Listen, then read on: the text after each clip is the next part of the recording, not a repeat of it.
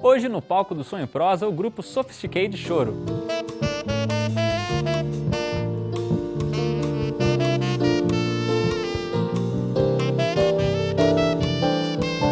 Lugares comuns na música e fórmulas musicais repetitivas. Esse é o tema da nossa prosa de hoje. Acho que o importante na música talvez não é muito o refrão, mas sim o que a música passa. E ainda no Som em Prosa Indica, um programa de rádio para os amantes do choro. Começa agora Som em Prosa.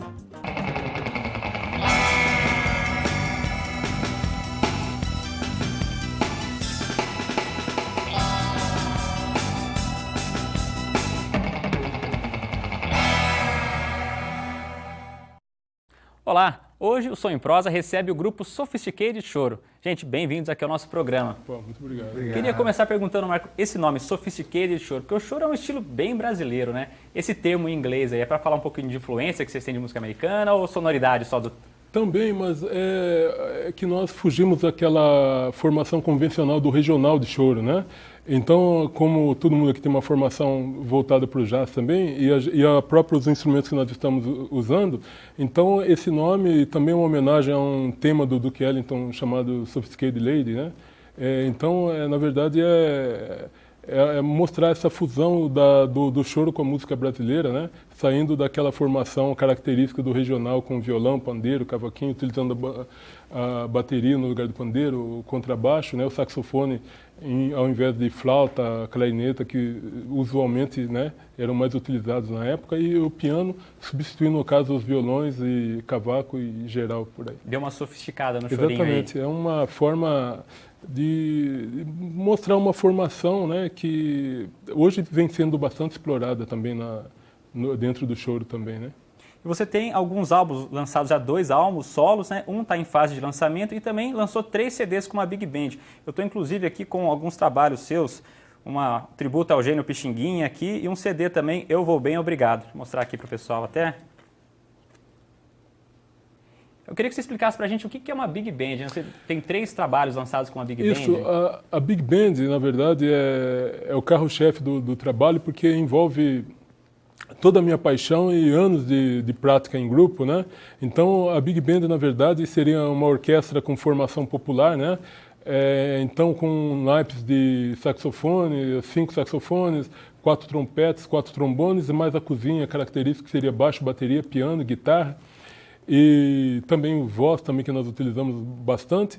E nós fizemos alguns trabalhos, né? E o último que nós estamos para lançar ainda, e você acabou de mostrar, é um tributo ao Gênio Pixinguinha, que o Instituto Moreira Salles lançou em 2010, uma coletânea dos arranjos que o Pixinguinha escreveu entre os anos de 40 e 50, para o programa do Almirante, que era ex-acompanhante da Carmen Miranda, do Bando da Lua, né? E esse trabalho é um resgate de música popular brasileira, então nós tivemos a audácia de registrar isso num DVD e num CD, tocando com a nossa Big Band lá em Piracicaba, né? E foi um show que agora esperamos levar para outras cidades também. Agora, falando em Piracicaba, você começou na música em Piracicaba mesmo, mas na Guarda Mirim, é isso mesmo? Sim, a Guarda Mirim é um projeto social lá que funciona com menores carentes, né? E eu iniciei lá, e hoje, inclusive, eu sou maestro da banda lá também. Uma forma que eu encontrei de retribuir para a sociedade aquilo que eu tive a oportunidade de ter contato com a música através de uma entidade que prestava esse tipo de assistência para crianças carentes. Antes de a gente conferir a próxima música, eu queria que você apresentasse os músicos aqui que estão te acompanhando hoje. Olha, eu tenho o prazer de estar aqui com esses músicos que já estão comigo há bastante tempo. O Samuel é meu braço direito, meu parceiro também de composição, já há muitos anos, né? O Samuel Gustinelli Neto, piano, né? Roberto Bueno Dias, contrabaixo, e o Maicon Araque também, baterista e percussionista, e também compositor e envolvido na cena musical da cidade, assim, de uma forma intensa também. Uma galera aqui que manda muito bem, isso que é verdade, né? Não, graças a Deus, a gente está bem. Beleza. Bom, então vamos com mais som com Sophisticated Choro.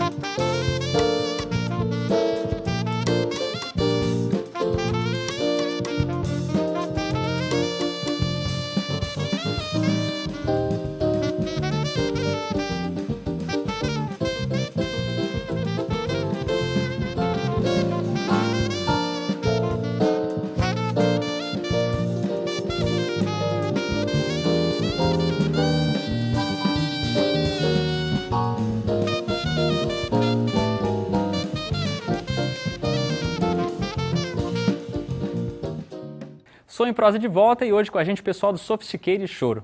Queria começar uma conversa meio diferente agora, porque na canção a gente tem algumas formas que são repetitivas, que a gente pode perceber. Tem sempre um refrão, um verso, refrão. Queria saber se na música instrumental também tem essas fórmulas na composição.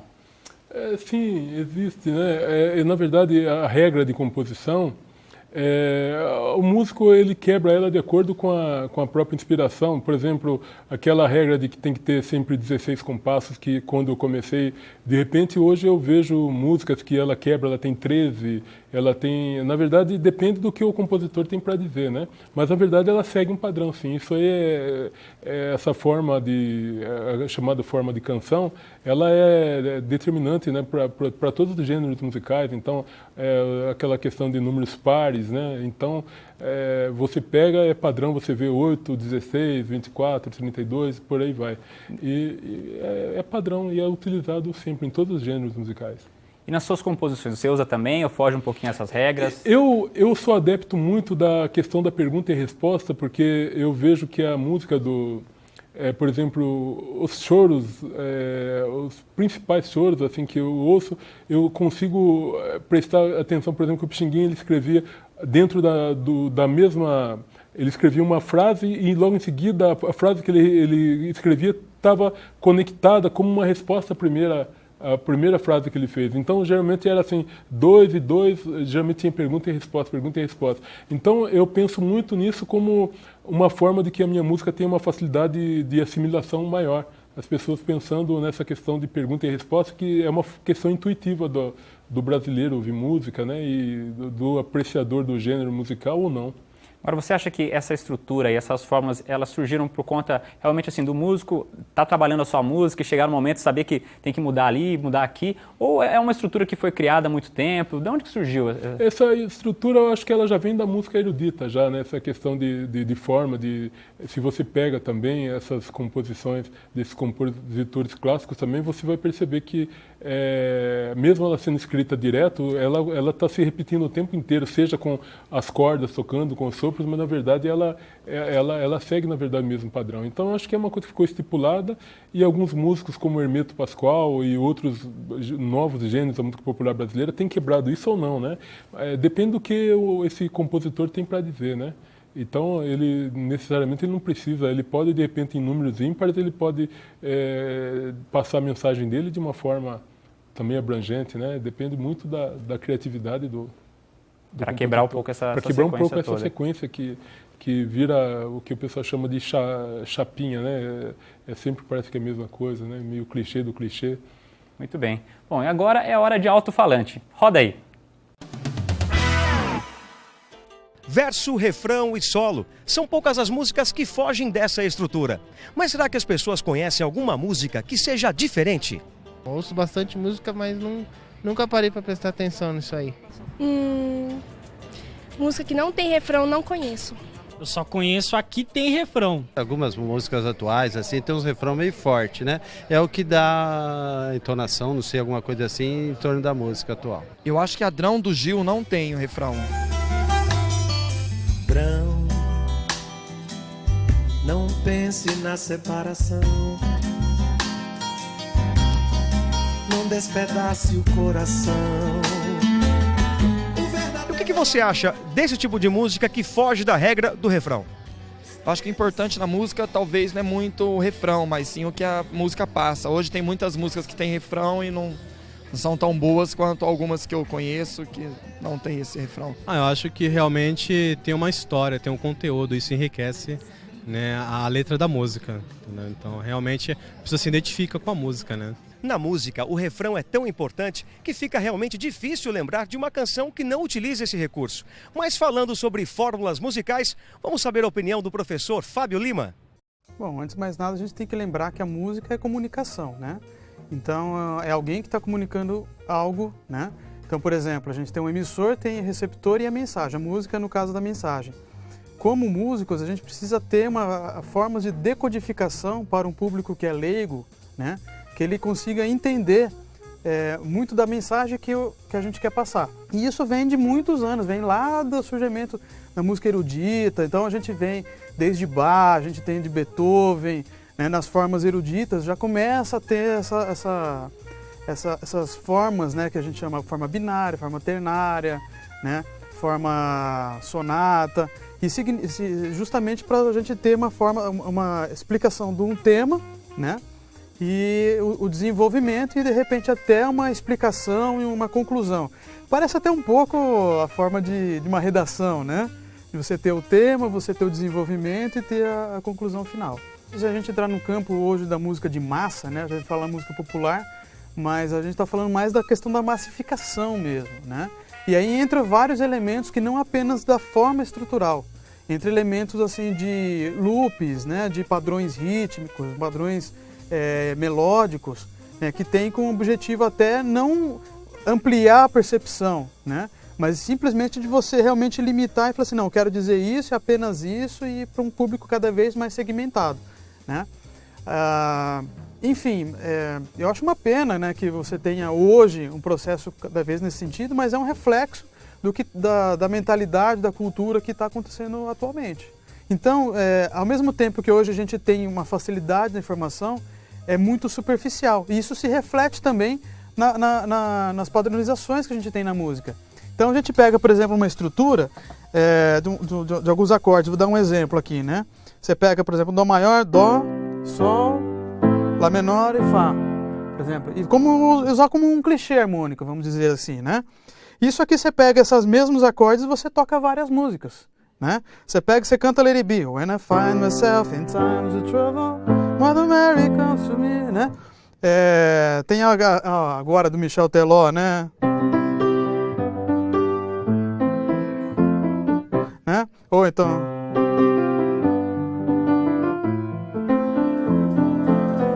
Isso aí depende do estilo musical, né? Que a gente está apresentando. Então a gente tem alguns clichês, alguns padrões em que infelizmente assim, eles servem como gancho.